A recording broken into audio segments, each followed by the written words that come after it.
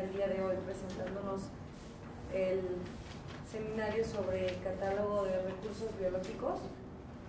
Les voy a leer una reseña del doctor. Él obtuvo la licenciatura, maestría y doctorado en la UNAM. Su área de especialización es la biogeografía histórica. Ha sido autor y coautor de varios libros y artículos sobre este tema. Y también ha sido profesor de sistemática y biogeografía desde 1982, es decir, con 28 años de antigüedad. Actualmente es profesor de carrera titular B de tiempo completo en la Facultad de Estudios Superiores de Zaragoza de la UNAM, donde imparte los cursos de Biogeografía de México y Evaluación de la Biodiversidad. El doctor ha trabajado dentro de Conavio. De 1993 a 1994 fue analista en la Dirección Técnica de Análisis y Prioridades. Fue subdirector de Inventarios Biológicos entre 1995 y 1996. Desde septiembre de 2009 a agosto de 2010 realizó una estancia sabática en el Programa de Recursos Biológicos Colectivos, en el cual ha participado desde 2003 como investigador responsable del proyecto. Su estancia de investigación consistió en la construcción de un catálogo de recursos biológicos de México, cuyo tema va a exponer en investigación. Bueno, gracias y buenas tardes. Pues vamos a comenzar la plática. La idea de saber más o menos con qué recursos contamos, partamos primero de la definición de qué son los recursos biológicos. Una definición general consiste en que los recursos biológicos un recurso biológico es cualquier componente de la biodiversidad cuyo uso es valorado, ¿no? Es valorado por una comunidad particular. Esa sería más o menos la idea. En ese sentido, el Inventario de Recursos Biológicos de México ha sido una tarea que ha tenido ciertos ciclos, ¿no? Ha habido muchos intentos por hacer el inventario de recursos biológicos de México desde prácticamente desde que tenemos conocimiento con documentos históricos. Todas estas iniciativas de Fray Bernardino de Sahagún, que trabajó sobre todo lo que era el centro de México de manera intensiva, ¿no? O sea, hacer una exploración y una documentación muy, muy exhaustiva acerca de cómo se utilizaban la flora y la fauna de México. Son de los primeros intentos. Está lo que hizo de la Cruz y Badiano, ¿no? También con plantas medicinales. Está esta otra iniciativa que realizó Francisco Hernández, ¿no? También en el siglo XVI.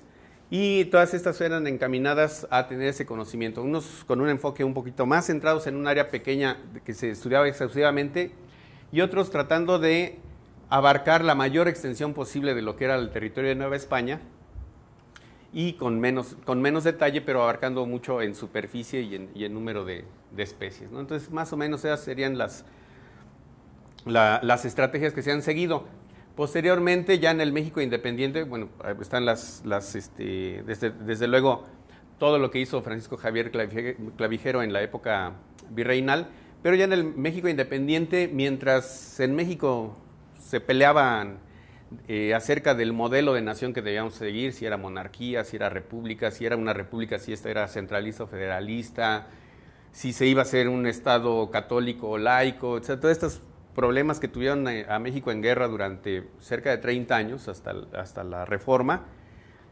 A lo largo de eso, dentro de la comunidad académica incipiente que había en México, siempre hubo ese interés de hacer el inventario de recursos con los que contaba México. O sea, siempre se ha tratado, incluso las iniciativas más antiguas de la primera farmacopea botánica que se hizo en México, pues es una iniciativa que data más o menos de los 20 del siglo XIX, 1824, 28, ahorita no recuerdo.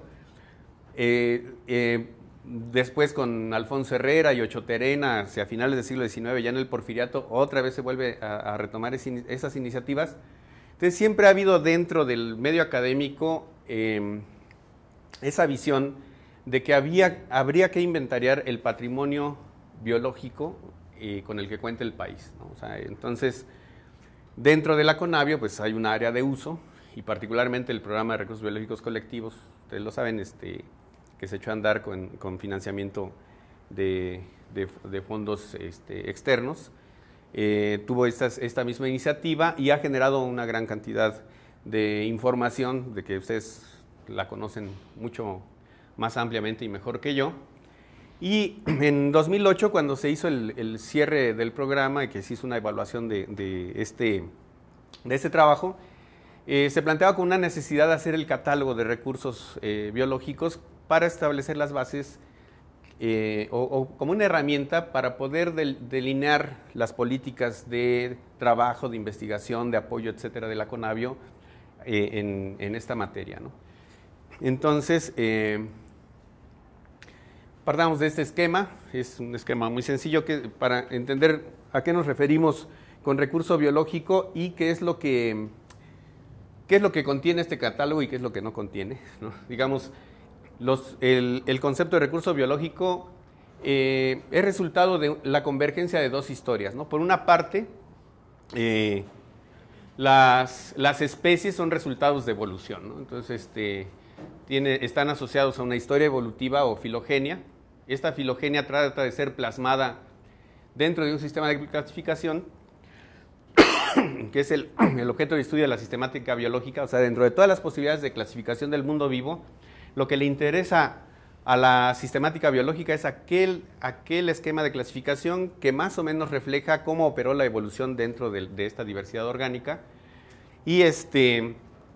Y la unidad de clasificación, pues, es la especie, y esta especie tiene asignado un nombre científico único e irrepetible, ¿no? Bueno, se procura, hay normas de nomenclatura que procuran esa estabilidad, y a la vez, también resultado de esa evolución, las especies tienen un espacio, un ambiente y una temporalidad que resulta de ese proceso de evolución. Por otra parte, también las comunidades humanas son resultado de una historia, o sea, también es herencia con modificación. Hay muchas influencias que tienen las comunidades humanas y que dan como resultado el manejo de una lengua, de todo lo que implica la cultura, el manejo de recursos y sus ritos, su religión, etc. Entonces, la interacción entre para qué utilizan cada una de las especies una comunidad es lo que documenta, y cuando esta conexión es registrada, valorada, etc., podemos reconocer un recurso biológico, ¿no?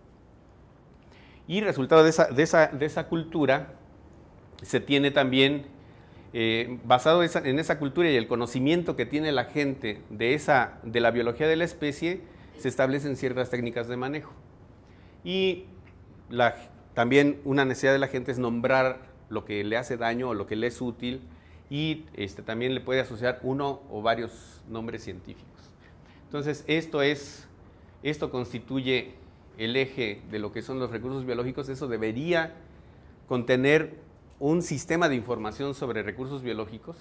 Nosotros nos hemos centrado más en esta parte, o sea, hasta ahorita donde hemos avanzado es en la recopilación de especie por especie.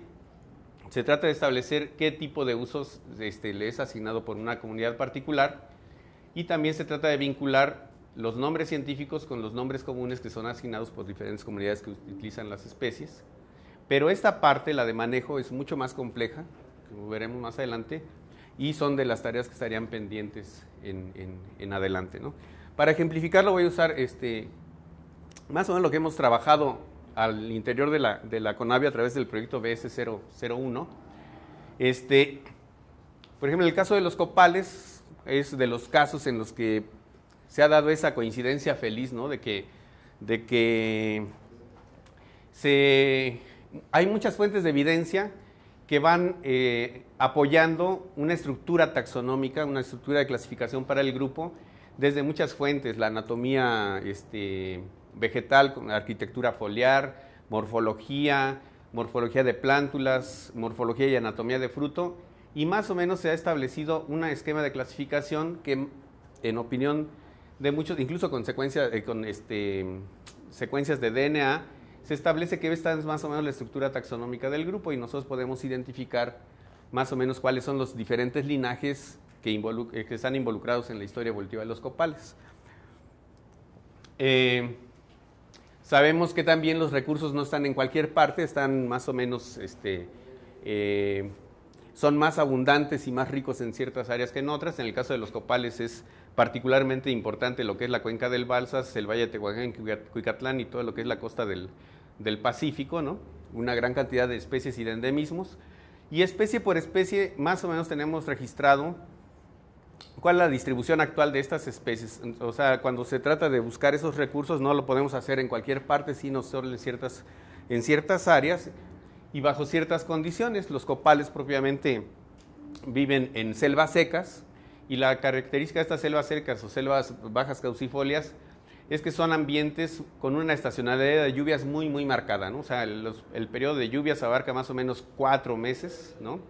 Parte más o menos de principios de junio hasta septiembre, octubre, incluso parte de noviembre, y el inicio de las lluvias es el switch para que comience la aparición de renuevos de hojas y de flores. Se desarrollan los frutos, se da la polinización, se desarrollan los frutos y más o menos las hojas empiezan a perderse por ahí de octubre, noviembre, y hay un periodo amplio de sequía de hasta 8 meses en los que los árboles están prácticamente desprovistos de follaje. Normalmente crece en este tipo de laderas de cerro de pendientes moderadas a pronunciadas, con gran afloramiento rocoso, suelos muy, muy pobres, así someros.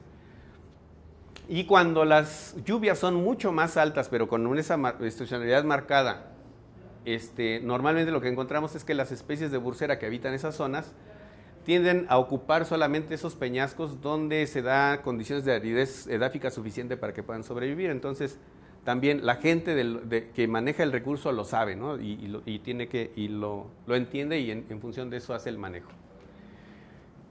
Hay diferentes, la temporalidad es otro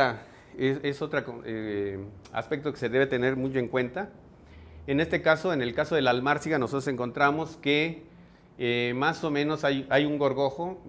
Bueno, el proyecto de BS001 ha desquitado el apoyo, ya lleva 3 o 4 artículos donde se han publicado, se ha descrito esta fue una nueva especie que fue descrita apenas en este año oficialmente, se retrasó porque quien la describió falleció, ¿no? Entonces su coautora fue la que concluyó con el proceso de edición. Se encontró que esta especie de gorgojo pone los huevos, o hace la ovoposición por ahí de noviembre, diciembre, están en estado latente, y por aquí hay alguna cosa que despega la eclosión que es el switch para que eclosionen los huevos. Aparecen las brocas, ¿no? Que le dice la gente las brocas, son estas larvas, perforan las ramas, deberán tener alguna especie de anticoagulante que permite que la resina esté emanando permanentemente, y una vez que termina de desarrollarse la larva, el proceso se interrumpe, entra en latencia, se convierte a pupa, y este es el momento en el que aprovecha la gente para hacer la recolección. O sea, la gente del lugar nos dice, se tiene que hacer en Cuaresma, ¿no? Dicen, bueno, ¿qué tiene que ver el calendario litúrgico con que se produzca o no resina? Bueno, pues más bien el calendario litúrgico se rige por un calendario lunar. Entonces, si la luna establece cierta acción de gravedad que puede mover oleaje, ¿no? Grandes volúmenes de oleaje, ¿por qué no pensar que afecta la circulación de savia a través de los árboles? Y entonces parece que de esa manera ellos establecen un patrón con el cual se guían para poder hacer la recolecta de resina, ¿no? Más o menos es lo que encontramos. Si nosotros herimos un árbol en esa época, en cuestión de segundos la resina que emana se oxida y cicatriza rápido la herida. En cambio, lo que hace el gusano parece que se alimenta de meristemo, y eso lo sabemos por el tono rojizo que tienen las células de meristemo y el tono rojizo que toma la resina. La resina normalmente es blanca. Toma ese tono rojizo y parte de ese conocimiento tradicional que tiene la gente implica no nada más en qué momento, sino cómo tiene que hacer el corte. Ellos saben que tienen que hacer el corte de manera precisa, de tal forma que no se afecte a la pupa, porque si se afecta a la pupa, entonces ya no tienen resina para el otro año, ¿no? Entonces, eso, o sea, ese es el problema de tratar de documentar todas estas cosas, porque cuando de pronto se ponen de moda, como hace tiempo lo del tepescohuite, y ahorita dicen, pues la resina es, esta resina es 3 a 5 veces más cara que el resto de los copales, y que se pusiera todo el mundo a recolectar, pues podrían darle en la torre porque no tienen el conocimiento que esta gente como don Hipólito tiene de años y años de estar trabajando con el recurso, ¿no? Entonces ellos recogen todo eso, ya tienen calculados, saben más o menos cómo viene el invierno y calculan cuál va a ser el rendimiento. Saben que si el invierno es bastante crudo, llegan a tener temperaturas bajas, lluvia invernal alta, saben que su rendimiento de resina va a ser no mayor de 5 kilos y el precio se va para arriba, y saben que si el invierno es más benigno en esas zonas, pueden tener hasta 23 kilos de resina, ¿no? Entonces, de esa magnitud ellos pueden programar si van a tener que meterle más a la agricultura y a la ganadería extensiva, o si le van a dedicar tiempo incluso a la recolección del recurso, ¿no? En cambio, en el caso del copal blanco, la dinámica de temporalidad es completamente distinta. Ahí más bien se aprovecha la temporada de lluvias, porque en la temporada de lluvias también ellos pueden hacer el rayado del árbol sin que se cicatrice luego la herida. Y bueno, este es lo que le llamaban copal de penca porque se recolectaba en pencas de maguey, pero podemos llamarle copal de PET, ¿no? O de Coca-Cola. Ya es la versión moderna, ¿no? Y además la forma de la Coca-Cola embona perfectamente con el tronco, entonces parece que fue diseñado particularmente. Y entonces mientras el otro se tiene que recolectar en la época más seca y más caliente del año, se recolecta en la época húmeda. Entonces es completamente distinta la dinámica de manejo. Ahora, ¿cómo se puede evaluar qué tan útil es una especie? Pues hay varias formas, pero se nos ocurre que desde la misma información recopilada, uno podría establecer para qué se usa una especie, y cuántos nombres tiene la especie, porque nos puede dar el número de usos que tiene asociada una especie, nos puede dar la intensidad de uso, eso es lo que pensamos, y el número de nombres distintos en lenguas distintas nos puede decir qué tan extensivamente es utilizada. O sea, no es lo mismo un recurso que es usado solamente por los totonacos a un recurso que es usado por totonacos, otomíes, nahuas, mayas, etcétera, ¿no? Entonces, sería una forma de medirlo. Aquí, en el caso de los copales, pues el campeón del uso es Bursea cimaruba, que tiene, de los 23 tipos de uso, tiene 18 tipos de uso asociado. Es medicinal, se utiliza como resina, tiene manejo forestal para proteger cultivos, se usa como cerca viva, su resina tiene usos ceremoniales, se utiliza en artesanía, etc. Tiene varias aplicaciones. Bursera cimaruba, que es el clásico mulato, le sigue Proteum copal, que es otro copal muy utilizado sobre todo hacia Mesoamérica, y así, ¿no? Podríamos establecer esa medida de qué tan útiles son los recursos. Bueno, aquí cuando se planteó esto en septiembre, pensamos que eran 3 posibles fuentes de información. Una era la información que poseía Conavio a través de consultas internas a sus proyectos financiados por el Corredor y por el Programa de Recursos Biológicos, los financiados por la DTAP y la DTP, o sea, dentro de ciertas iniciativas que se han desarrollado por diferentes investigadores y centros de investigación. Y otra cosa eran las fuentes externas, ¿no? Tanto de bases de datos que están en línea como de literatura, particularmente literatura etnobiológica, ¿no? Está la literatura por sectores, la que generó la misma Conavio y la que viene contenida en Capital Natural. Es más o menos eso es lo que se tomó. Entonces, en una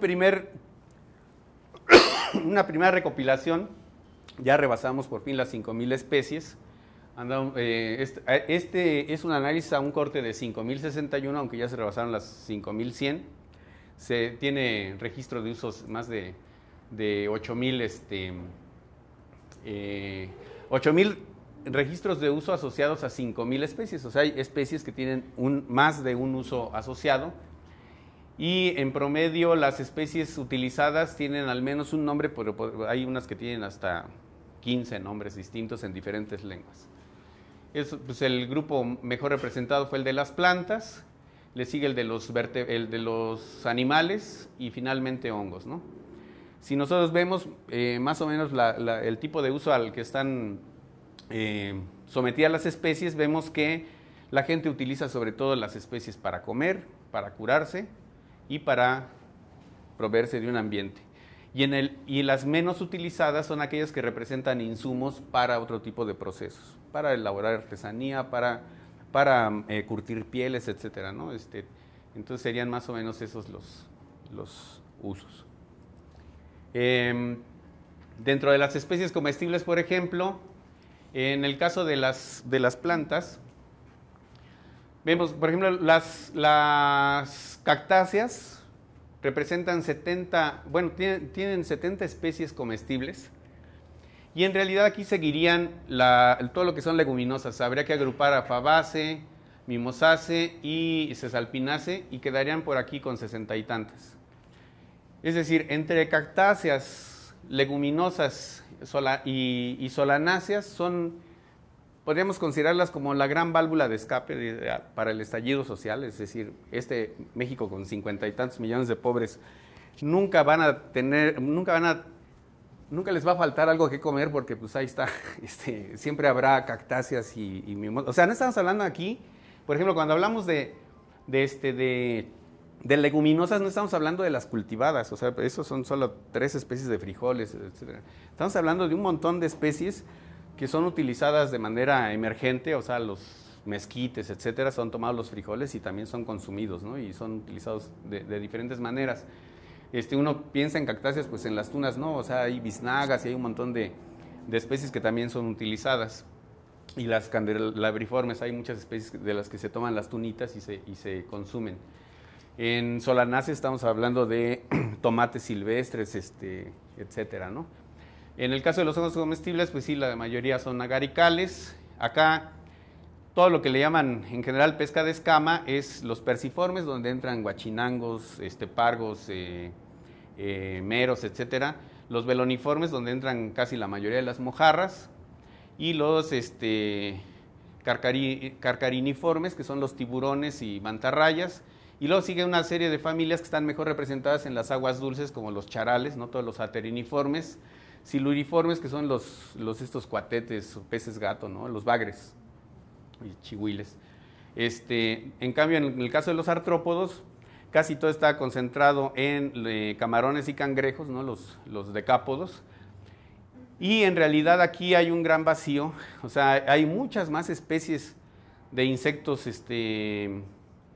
comestibles, pero ahí es el problema. O sea, en el caso del catálogo taxonómico hay muchos grupos que no están suficientemente representados y que evidentemente requieren atención. Si no están incorporados esos grupos taxonómicos, no se les puede asociar el uso. Entonces, incluso esto sirve como para establecer huecos de información prioritaria para estos grupos útiles. Pero sí, de estas cerca de 90 especies de insectos, o sea, de los 90 insectos que se están citando, todos son insectos comestibles, digo, salvo el caso de la grana cochinilla y cosas así, y una que otra especie que se utiliza para otras cosas.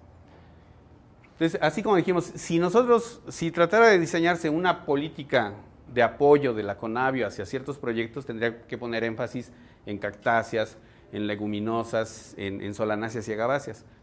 Si la idea fuera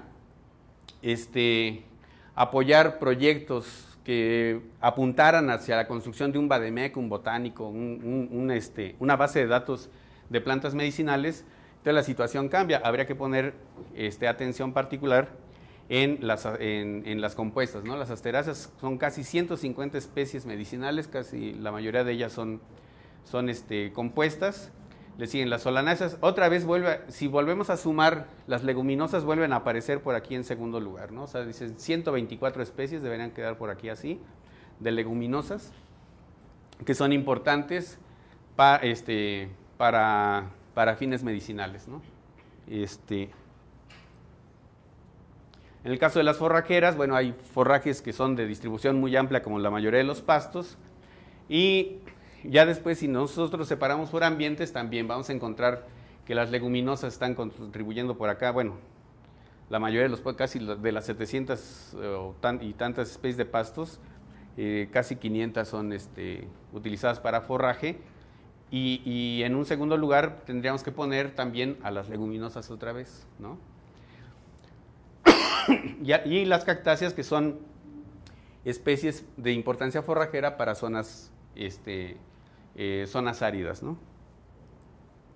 Las forestales otra vez, o sea, la mayoría, bueno, aquí en realidad están citadas 40, yo creo que todas las especies de pinos son de interés forestal, pero hay 41 solamente a las que en la literatura se les ha encontrado el registro de que son utilizadas para manejo forestal, obtención de madera, etcétera, etcétera. Y otra vez, bueno, van a aparecer las leguminosas con 69 especies, deberían aparecer en primer lugar, que son especies forestales maderables de ambientes más bien tropicales en su mayoría, ¿no? Entonces son también a considerar. Y bueno, para las fibras ahí sí cambia completamente, la mayoría son monocotiledóneas, ¿no? Principalmente agaves, palmas y bromelias, ¿no? Las artesanías también, otra vez, hay muchísimas más especies para uso artesanal, pero son estas las que indicaban con claridad que se utilizaban para artesanía, pero otras que dicen simplemente para uso, que se señala el uso para la obtención de colorantes, mordentes, curtientes, etcétera, que son que se utilizan en uso artesanal o fibras, habría que considerarlas parte de este gran lote también. Entonces, de esta recopilación se han reconocido una gran cantidad de usos. ¿Cómo estructurarlo? Sería objeto de un taller, ¿no? Con gente que maneja, sí, con una fuerte formación etnobiológica, y que vea si esta es la estructura que realmente queremos para subir esto a un formato de sistema de información, no sé, en la estructura de biótica, quizás, ¿no? Para poder hacer las consultas. Pero la idea aquí es, bueno, además, otro dato importante es que en algunas ocasiones se dice el nombre común y además se dice en qué lengua está el nombre común. O sea, no quiere decir que solo estos nombres comunes en lengua indígena tenemos, pero de las más de 60 grupos lingüísticos que refiere el INALI para México, cerca de la mitad están representados ya en esta base de datos. Y bueno, aquí habría que tomar en cuenta que esto cambia porque de nombres en seri y en mayo se han incrementado mucho, deberían correrse hasta por acá porque se ha dado de alta ya lo que nos pasó Jorge Larson de trabajos etnobiológicos para esas zonas. Y si nosotros vemos que destaca mucho los nombres en náhuatl y totonaco, pues se debe al trabajo de la obra de Martínez Alfaro, que trabajó mucho en la Sierra Norte de Puebla, y de ahí viene la mayor cantidad de los nombres que estamos manejando en este momento. Y pues es una zona donde los dos grupos principales son el náhuatl y el totonaco, ¿no? Marginalmente el otomí, y por ejemplo toda la familia de lenguas mayas están representadas en esos trabajos de especies melíferas, entonces también por eso sigue en importancia pero valdría la pena ya incorporar el catálogo de lenguas indígenas al sistema que proponemos. Entonces,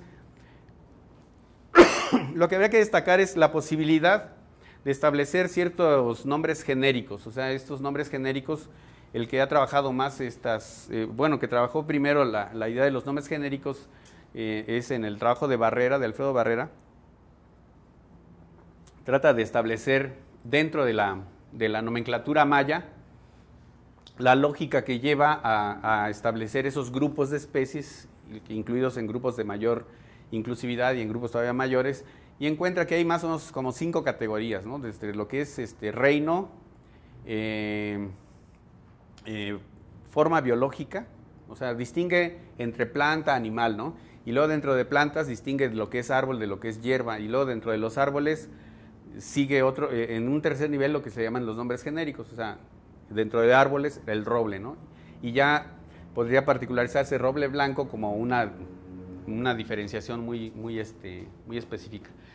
En el caso de los copales, por ejemplo, nosotros encontramos, pues para el copal se le asigna a cualquier producto vegetal que, sobre todo al quemarse o incluso sin quemarse, desprende un aroma fuerte, ¿no? Ese sería, a esas plantas se les da nombre de copal. O sea, y puede haber árboles, puede haber hierbas, ¿no? Entonces podría haber copalchihuitl y copalcuahuitl, ¿no? Según sea el caso. Si es copalcuahuitl, también se pueden agregar todavía mayor cantidad de diferenciaciones. Podríamos llegar a cosas tan complicadas como el Misquiteocopalcuahuitl Pitzacoatl, que sería algo así como el árbol de copal en forma de mezquite de hoja angosta que crece en el cerro, ¿no? O sea, bueno, que además eso, si nosotros hacemos la equivalencia de ese tipo de nombres con la nomenclatura preliniana, la única diferencia es que está en latín, pero era muy parecido a eso, ¿no?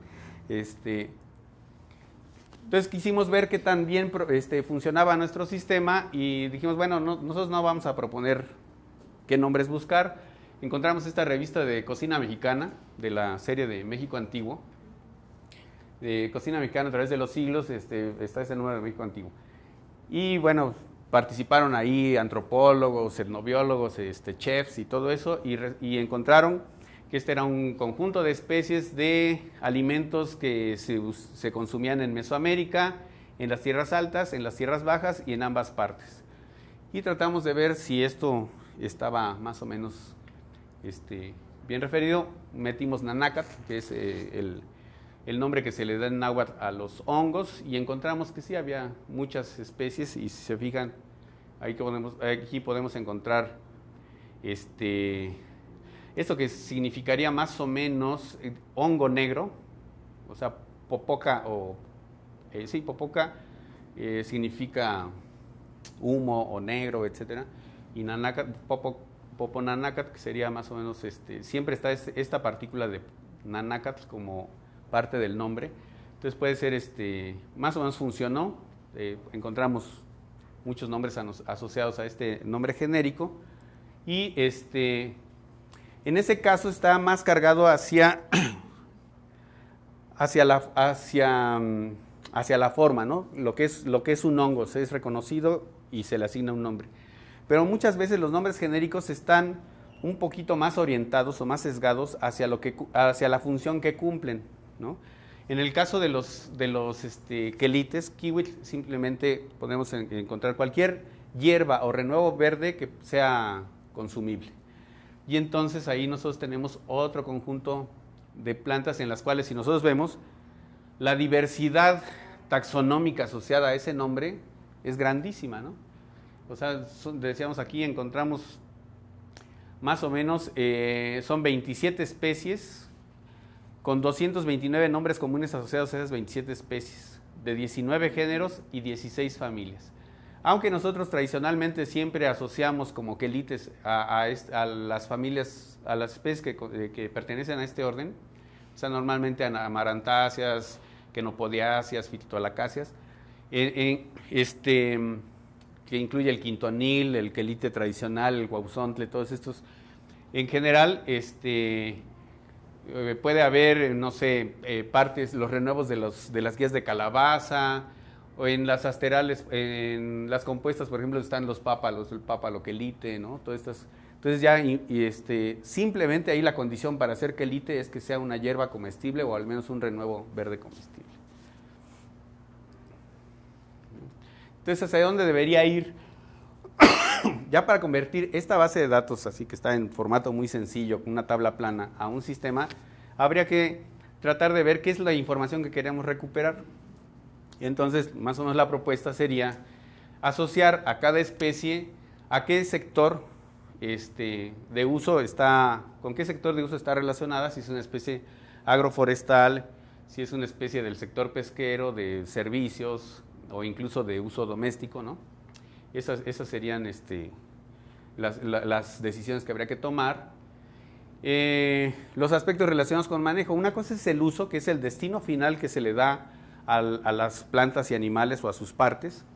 Y otra cosa es a qué niveles, o sea, si la especie es cultivada, si es rural, si es silvestre o asilvestrada, si o aspectos relacionados con el arte de pesca, ¿no? Si es, ¿cómo le llaman? Pesca de red, de anzuelo, etcétera. Hay varias, la que se usa con venenos, así que se usan plantas para adormecer a los peces y tomarlos, que se utiliza mucho en la región del norte todavía. Es lo que encontramos en la literatura, y las escalas a las que se da el manejo y el nivel, ¿no? en el que se da también este uso. Sería importante incorporar el catálogo de lenguas a este sistema, ¿no? Es más o menos el INALI reconoce 11 grandes familias lingüísticas, dentro de las cuales agrupa a 68 grandes grupos lingüísticos, y ya si nosotros desmenuzamos más eso, pues hay 320 y tantas variantes lingüísticas, que eso sí ya sería un desgaste, ¿no? O sea, habría que ver, tantearle hasta dónde es posible bajar la información. Entonces yo creo que a nivel de grupo lingüístico, decíamos que de las 68 casi la mitad están representadas en este momento en la base de datos. Entonces valdría la pena sistematizar eso para poder recuperar eso por familia lingüística o por grupo lingüístico. Eso podría ser importante. Habría que asociar a las especies y a cada recurso biológico con las regiones bioculturales. O sea, uno normalmente cuando habla de la distribución de las especies se refiere a regiones naturales, a tipos de vegetación, pero hay otra regionalización biocultural. Sé que aquí alguien o la están trabajando, en el INA deben estarla trabajando, en el Instituto de Geografía debe haber alguna propuesta, pero quizás con fines de uso sea más importante hablar de la Chinantla, distinguir entre la Sierra de Guerrero de la Montaña de Guerrero, que en términos culturales, biológicos, lingüísticos son muy distintos, más que hablar de Sierra Madre del Sur o del bosque de coníferas, ¿no? O sea, habría que asociar en esos casos una regionalización de tipo biocultural para poder recuperar toda esta información para apoyar políticas de uso. Entonces la idea de esto es, teniendo todos estos catálogos de usos, de nombres comunes, de ecorregiones, de regiones bioculturales, los catálogos que se están construyendo de listas rojas, el clásico geopolítico pues, de estados, municipios, incluso en listas rojas habría que asociar estas especies a ciertos tratados internacionales como CITES o leyes y normas como la Ley General de Equilibrio Ecológico, etcétera, e incluso el catálogo de expertos, de investigadores, para que cruzándose con el catálogo taxonómico y con los datos del SNIF, se pudiera hacer, es decir, una especie de SNIF plan B, ¿no? O sea, el SNIF tiene una estructura más centrada en lo curatorial, en los ejemplares, y en este caso la propuesta sería un sistema centrado en la especie, ¿no? En el cual nos quitamos de la bronca de que si los datos están actualizados en la taxonomía, etcétera, etcétera, y a través de las mismas consultas que le van haciendo a la CONABIO, que le lleva a los analistas, depurar la información, contrastar, ver que si una serie de datos quedaron muy fuera de lo que están muy exagerados, que la especie no está ahí, ya lo saben, y aunque hay datos en esa región, consultan con expertos y filtran la información, bueno, que esa información regrese a este sistema para poder depurar la información, así como en el IFE hay la distinción entre el PREP y el voto por voto, casilla por casilla. En este caso sería, o sea, el SNIP está pensado en ese voto por voto, habría que pensar en una especie de PREP, o sea, un sistema que dé respuestas rápidas, ¿no? A preguntas muy concretas y que frecuentemente se le están haciendo a la CONABIO. Esa sería más o menos la idea que tengo. Y en este caso, el cruce de toda esta información a través del catálogo taxonómico sería generar como los cuadros clínicos, ¿no? Que nos digan, que nos den el panorama para tomar decisiones de qué hacer, ¿no? O sea, quizás cruzando con todo eso encontramos especies que tienen problemas de sustentabilidad. ¿Cómo reconocemos que tienen esos problemas de sustentabilidad? Son grupos ampliamente extensiva e intensivamente utilizados, con distribución quizás ecológica o geográfica restringida, que se encuentran en alguna categoría de riesgo, que tengan conflictos de legislación y normatividad con los que utilizan el recurso, o cuando el patrimonio biocultural está en riesgo, ¿no? En este caso hicimos un pequeño ejercicio. Encontramos dentro de ciertos grupos de peces de agua dulce, encontramos, bueno, había una diversidad grandísima. Por ejemplo, cuando uno habla de mojarra, uno va al mercado y alguien que sea muy observador y que se ponga a revisar, encontrará que lo que compró aquí como mojarra y lo que puede comprar en Veracruz como mojarra o en Sinaloa son distintos. O sea, hablamos de mojarra y son cerca de 40 especies distintas de mojarras que se utilizan en todo México. Lo mismo pasa con los bagres, ¿no? Con los cuatetes, también son 34 especies útiles. Los charales, de 60 especies, 42 se utilizan, y de esas 42, 37 son comestibles. O sea, las otras son utilizadas como alimento de mascotas, etcétera, ¿no? Para acuariofilia. Entonces tomamos el caso de los charales y más o menos lo que intentamos fue hacer, bueno, ¿qué se encontraba al hacer todo ese cruce de información? En el caso de los charales, decíamos, hay 60 especies, 42 de ellas son útiles y de esas 42, 37 comestibles, ¿no? La gente revisa perfectamente lo que es reconoce charal, en diferentes culturas reconocen eso como charal porque es un nombre común que tiene una filiación por lo morfológico muy marcada. Son charales o plateaditos o pescado blanco. De estos, bueno, tienen 53 nombres comunes y muchas veces esos nombres comunes tienen una denotación geográfica muy marcada. O sea, distinguen entre el charal de Xochimilco, el charal del Chapala, el del Lerma, el de Pátzcuaro, etcétera. Todos esos tienen diferenciado ese tipo de información, de nombre común. Casi cada especie está asociada con un cuerpo de agua en particular. 12 familias de charales están en la norma ecológica o están en alguna categoría de riesgo, ya sea en listas rojas nacionales o extranjeras. Hay conflictos entre los actores sociales que hacen uso del recurso y las normas y las instituciones, tanto normativas como ejecutivas, ¿no? O sea, por ejemplo, cuando se ve el problema de la supervivencia del pescado blanco en Pátzcuaro, lo primero que hace Semarnat es llegar y dice, vedas, ¿no?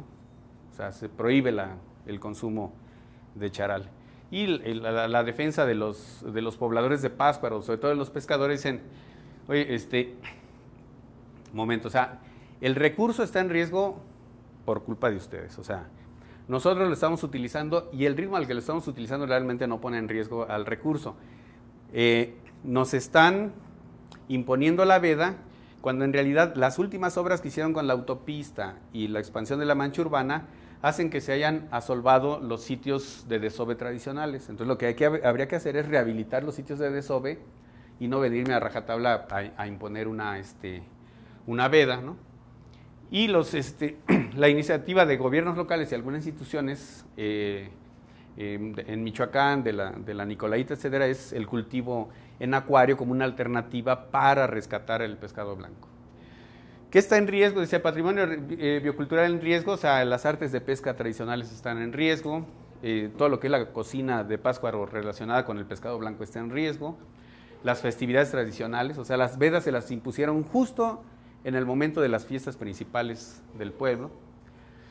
Y además encontramos que hay cerca de 10 instituciones diferentes haciendo investigación sobre ecología de charales, reproducción, cultivo, etcétera, que bien podrían cruzar información porque hay quien está trabajando con el charal de Alchichica en Puebla y hay otros quienes están trabajando con el charal en Pátzcuaro y a lo mejor tienen información complementaria, ¿no? Porque esa es la idea de generar esta información y cruzarla, ¿no?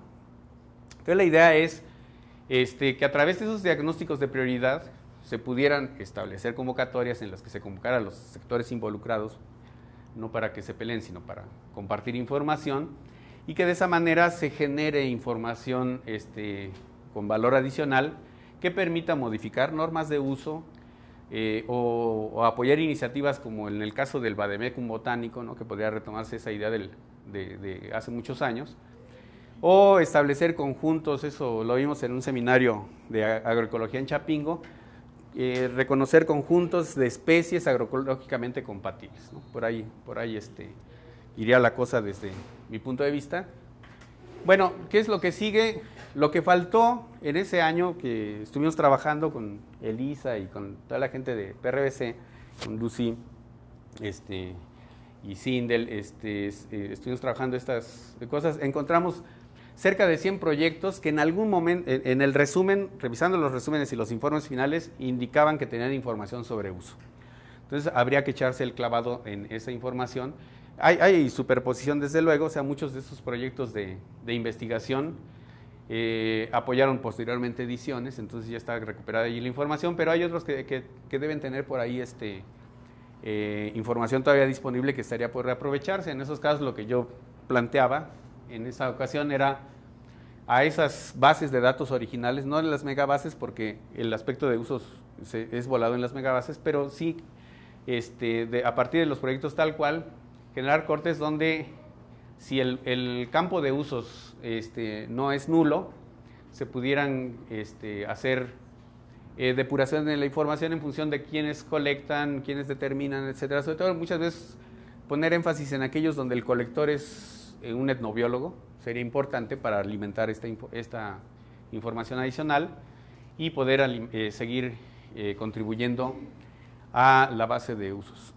Eso es, en términos generales, lo que hasta este momento se ha conseguido pues con el proyecto y bueno, no sé, es por mi parte todo, no sé si tengan preguntas.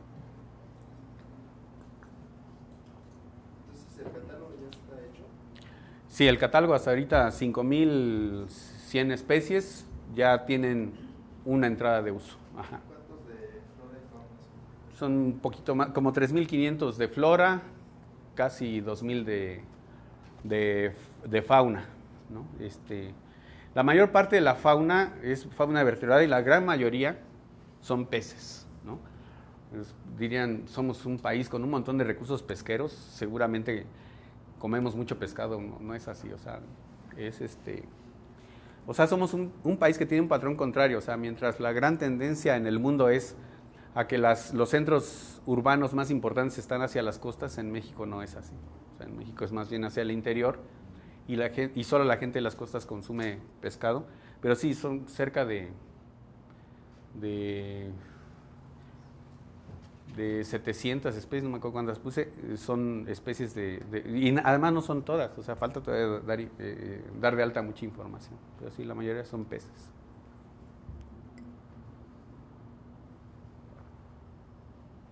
Bueno, pues es todo. David, Ajá. felicidades el trabajo, yo creo que orienta mucho.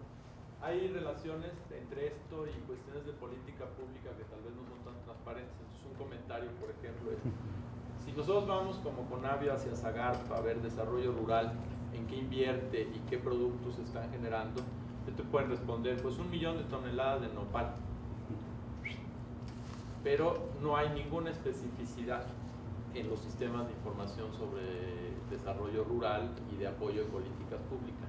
Entonces, la construcción de este sistema que nos ayuda a especificar lo que es genérico tiene mucho que ver con esta relación hacia largo plazo para políticas públicas, para que se genere información específica.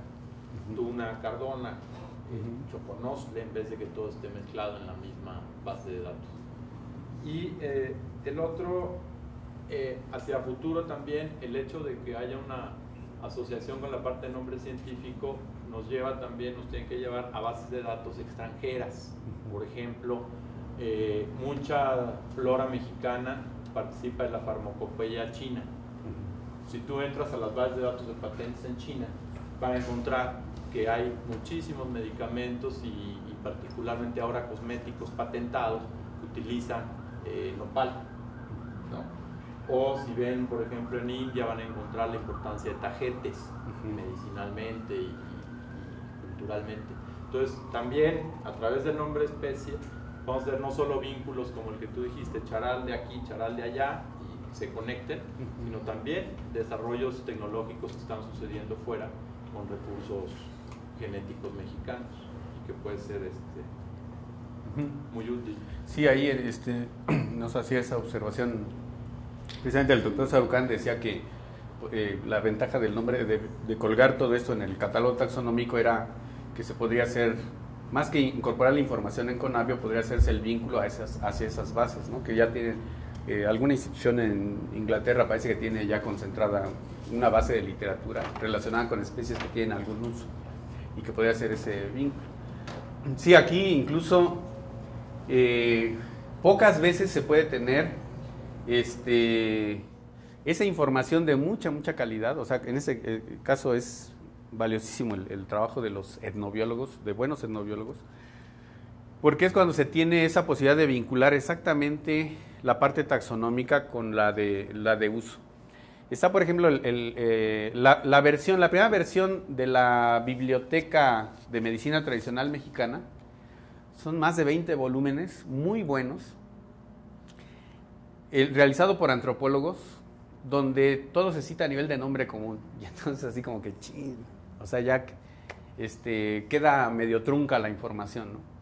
En cambio, uno se mete a estas obras como la de Martínez Alfaro, ¿no? La de José Carmen Soto y Sousa, y está un poquito más, bueno, al menos está vinculada la información taxonómica muy sólida, y el dato de etnobiológico también más o menos exacto.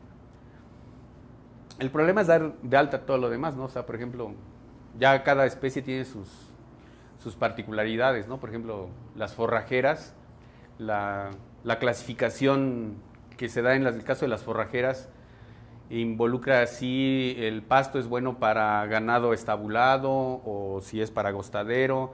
Trae una clasificación de palatabilidad, o sea, qué tanto les gusta a las especies, si es un pasto para condiciones favorables de lluvias o un pasto de emergencia para cuando el año es muy seco. Y hay un montón de información que no está incorporada y que valdría la pena incorporar.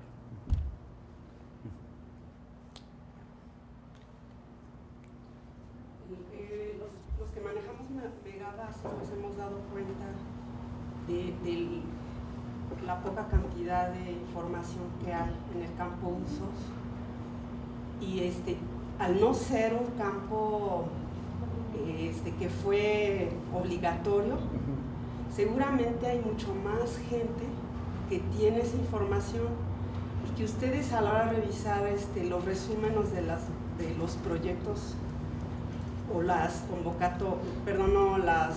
se llaman? Convenios, donde dices que se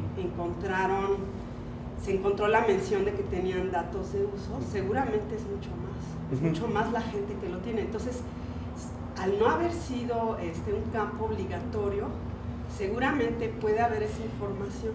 Entonces, lo que podría hacerse es más bien una convocatoria más general, no solo esa gente que se sabe, que conoce, que tiene esos datos, que lo mencionó de alguna manera en esos convenios o esos resúmenes que ustedes encontraron, que había esa información, sino que, y fuera de más allá de la gente etnobotánica, sino dónde hay más esa información, porque alguna vez vino una persona, que no me acuerdo su nombre, que trabaja con plantas medicinales, Abigail, y mencionaba que falta muchísimo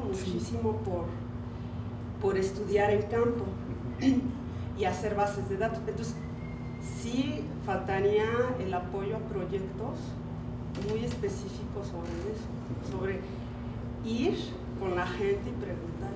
Sí, y la idea más o menos de la base de datos es que pudiera ser utilizada, o sea, centrarse mucho, por ejemplo, en el caso de medicinales, a lo mejor valdría la pena de convocar proyectos orientados a compuestos, ¿no?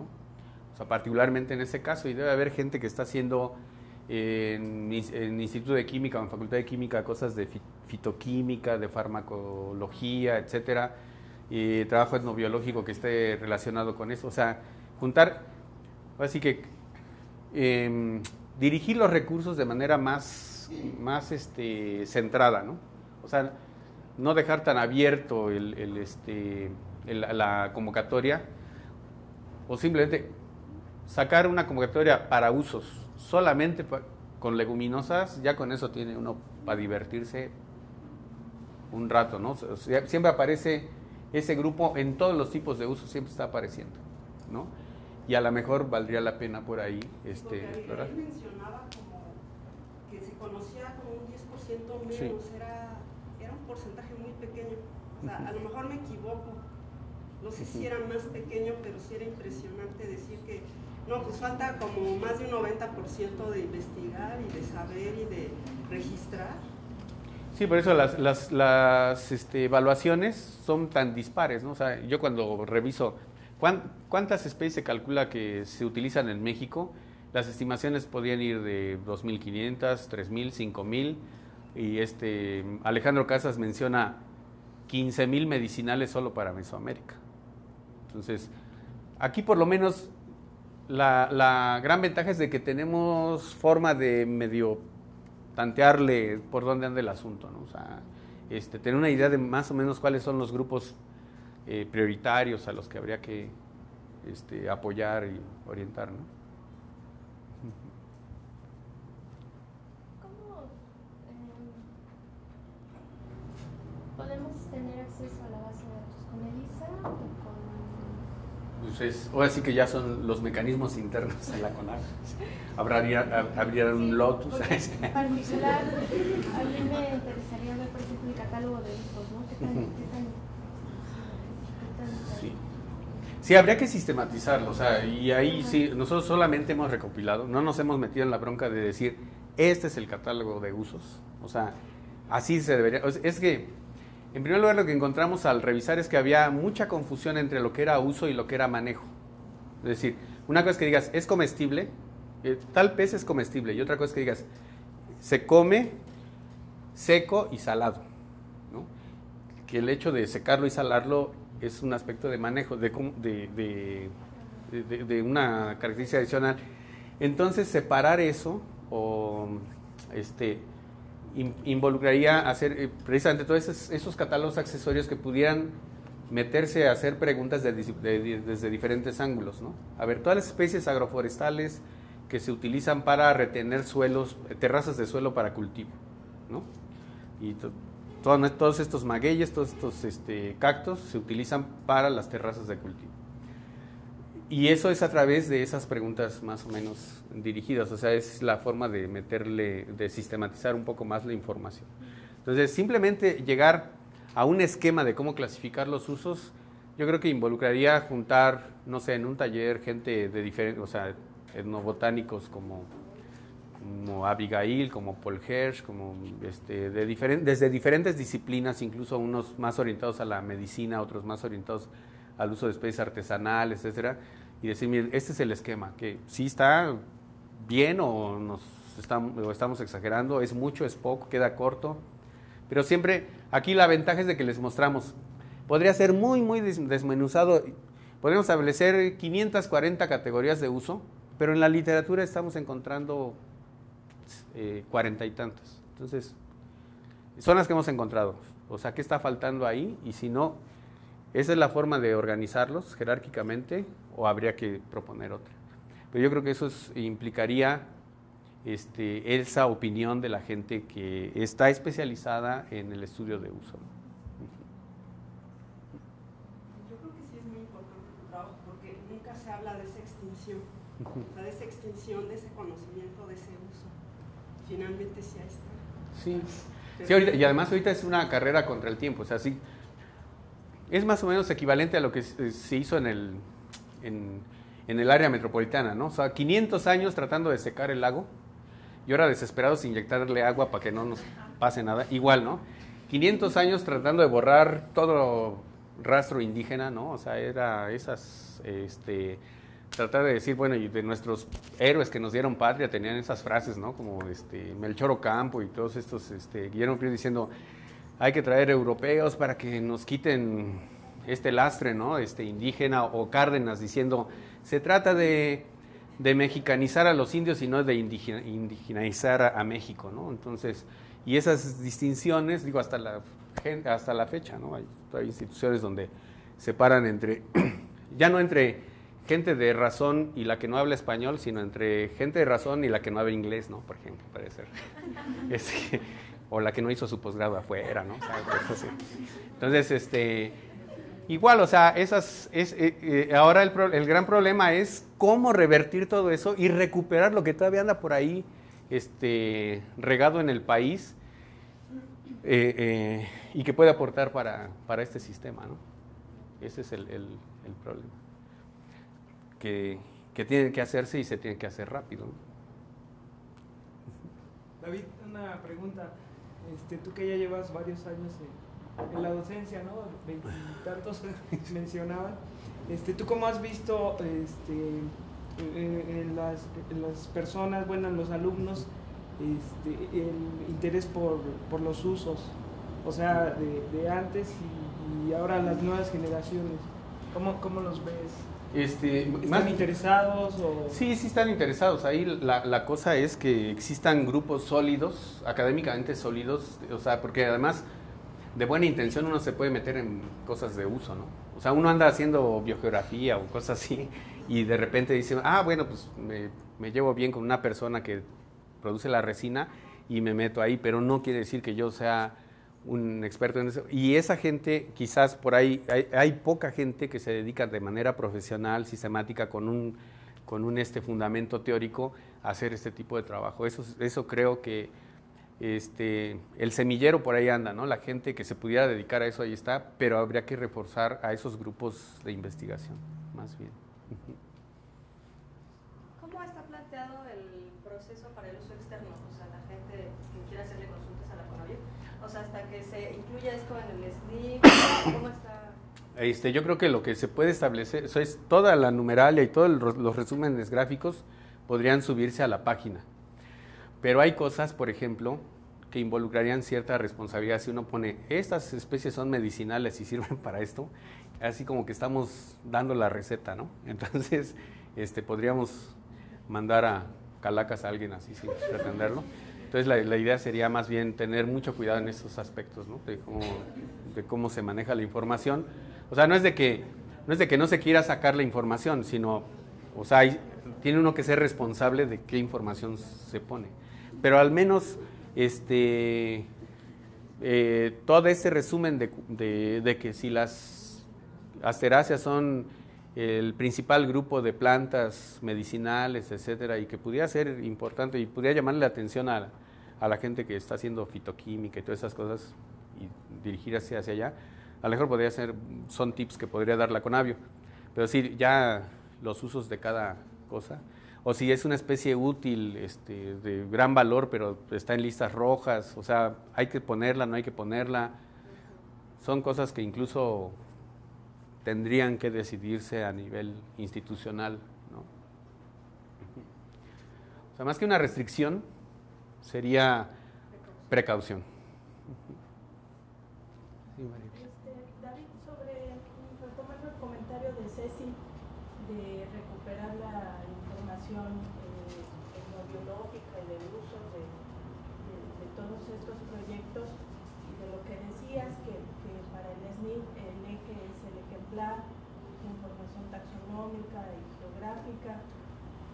En la historia de la Conavio no perseguíamos esa información etnobiológica a menos que estuviera convenida, ¿no? en el convenio. Mucha de esa información ni siquiera entró en las bases de datos porque nuestro modelo que teníamos no tenía campos para eso.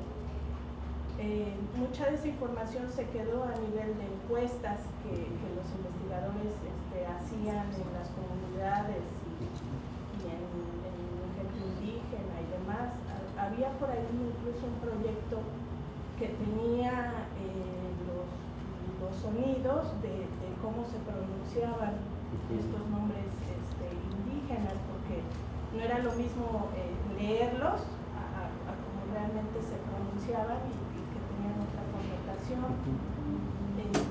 Echarse un clavado en las bases originales para buscar toda esa información se va a perder gran parte. El trabajo va a ser británico, pero a nivel de expedientes y nada más se va a encontrar ahí lo que se estaba haciendo con la información de usos, porque mucha de esa información ni siquiera la recuperamos, Sí. ¿no? La solicitamos.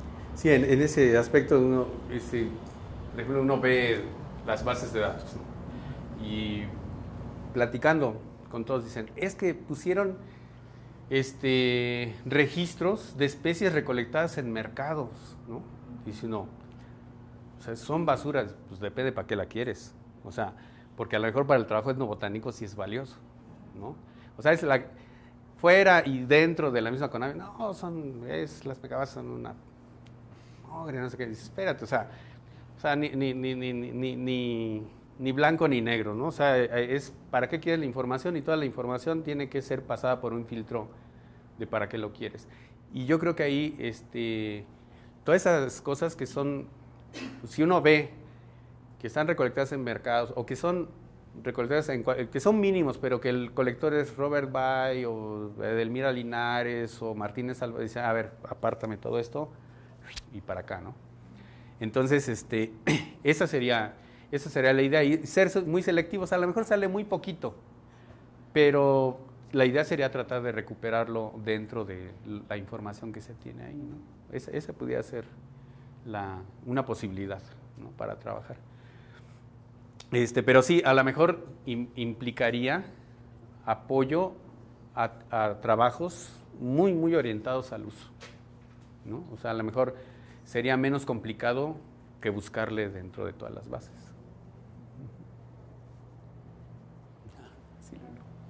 Bueno, dos comentarios. Es muy bonito todo lo que plantean. Yo aquí estoy de oyente. En 1975, yo tratando de resolver los problemas del mundo, fui de los pioneros del Instituto Médico Nacional y el IMEPLAN. Y éramos un grupo de 4 gentes, antropólogo, médico, homeópata, alópata, o sea, 2 médicos, etcétera, etcétera. Con esta idea de ver qué se podía rescatar. Y de hecho, bueno, plantas del mercado, plantas de esto, del otro. La dilemática con la que me encontré, tratar de dar a entender un taxónomo a los antropólogos, a los brujos, a los señores que me daban información, que necesitaba yo siempre un voucher. Entonces yo imagino que ahorita ya el pasado es pasado, vamos a ver qué se rescata y de aquí al futuro cómo se proyecta, y como tú decías, un buen etnobotánico, etnólogo, etnosólogo, lo que sea, poner como que las reglas con las que se va a jugar. Pues sí, es muy importante para ti la planta que se compra en el mercado, pero de esa planta o de ese espécimen que sacaste del mercado, tratar de ver qué se puede dejar como respaldo científico para esa conexión en todo este sistema complejo. Si es un nopal, obviamente en la categoría genérica va a decir nopal, pero entonces ¿qué tipo de nopal? Que sí esté conectado, para quien ya sí llega a un interés más particular se pueda subyugar. Entonces yo creo que ahorita lo que podemos ver del pasado es de eso que todavía podemos rescatar, que se puede conectar, nombre científico, nombre común, o si hay evidencia, y de lo que no hay, tratar de percibir, procurar para el futuro que sí haya esa conexión. Entonces, hasta cierto punto con los convenios que se dan, poner aunque su cosa va a ser uso o manejo con estas categorías, y eso nos va a ayudar para construir todo esto. Esa es la opinión. Sí. ¿Y cómo le vamos a entrar, como decía Mari Carmen, cómo crees tú que es más fácil, por grupos o por uso o manejo? Ahí sí es una pregunta muy, muy interesante.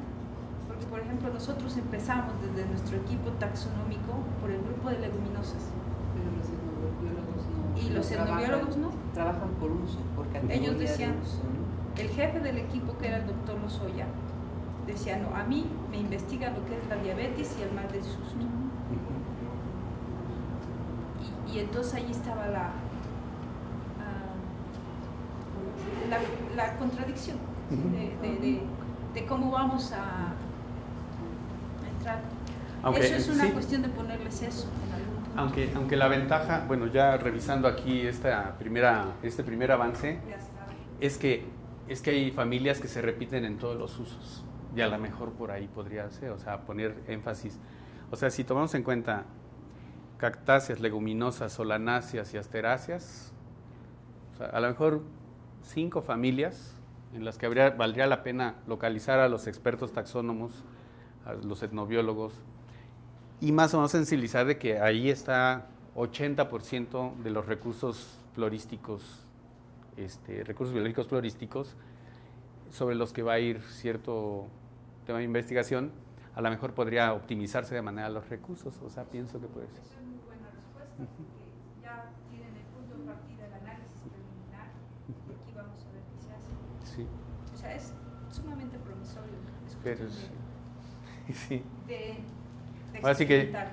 yo en este punto entrego y se los dejo de tarea. Ya así que yo, afortunadamente no. Soy un decision maker. Bueno, sí, gracias.